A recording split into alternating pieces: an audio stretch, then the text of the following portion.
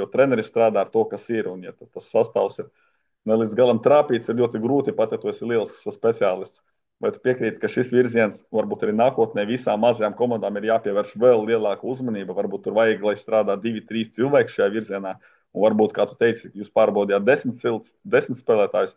Nauris Daugavpils saka, ka viņi pārbauda ziemā 50 spēlētājus un ka ir jāveic pamatīgi šis darbs, melnais, lai atlasītu vislabākos diamantiņus un lai virslīgas sezonā jau iziet kā komanda gatavi. Nu, ja mēs ņemam Nauru, es piekrītu, ka 50 cilvēki. Vienīgi te ir atkal ir par ko tu pateici, ir jāsaprot viens. Cik Daugavpils ir virslīgā gadus? Liela pieredze.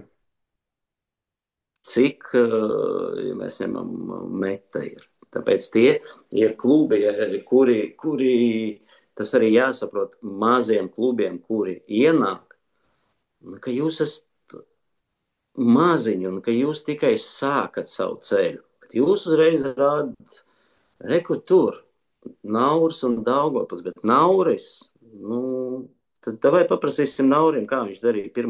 un 2. gadā. Tā interesi pēc nointervēt. Tas nāk visu, iznāks, es nezinu, Nogra Mariners.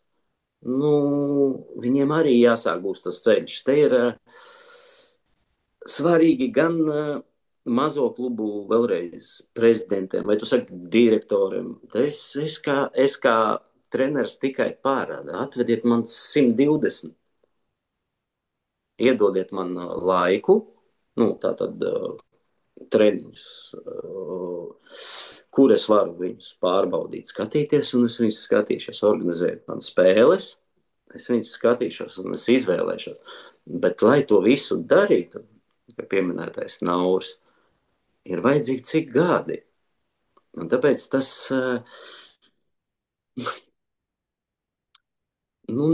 nevar, tas nav iespējams, teiksim, ja mēs tā ņemam reāli, Grobiņu viņa ir 1. gadu. Pagājušajā gadā viņa bija, tas viss tikai uz emocijām, ko mēs zinām. Emocijas beidzās. To, ko mēs gada sākumā tur. Jā, kad man jāapzinās jau tas, ka futbolisti, kad viņiem būs stabils algas, viņi zinās, ka viņiem katru datumu tur 10. maksā algu, ka viņi paliks profesionālā, ka viss būs spēlētāji, viņi uzreiz piebrauks mūsu spēlētāji. Mēs tad vēl, bet viņiem pašiem arī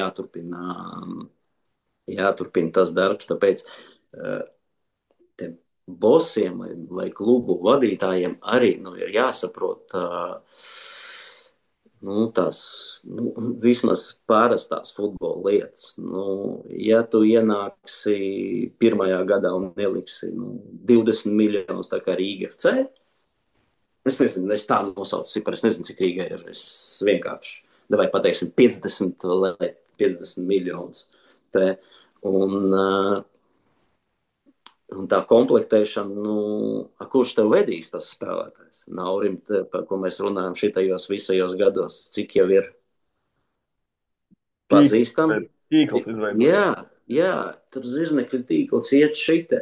Man bija viens iestādīts stumbriņš, dieviņš, un no kura, Jurģis Tomāts gaidīja, vai jā. Tad tu, ko es saku, tā kā Daugavpils vajag, lai ir tie zari, un tad jau no tiem zariem, tad tev ir iespēja, ka tev vairāk kaut kas būs. Tāpēc viss mūsu šitā intervija vēlreiz, katrs var novērtēt, kā viņš grib, vai es pateicu, tas iejaucās, vai tas. Un katrs tagad, kas Grobiņā strādās, klausīsies, un viņš teiks, laikam viņš pa manīm to saka.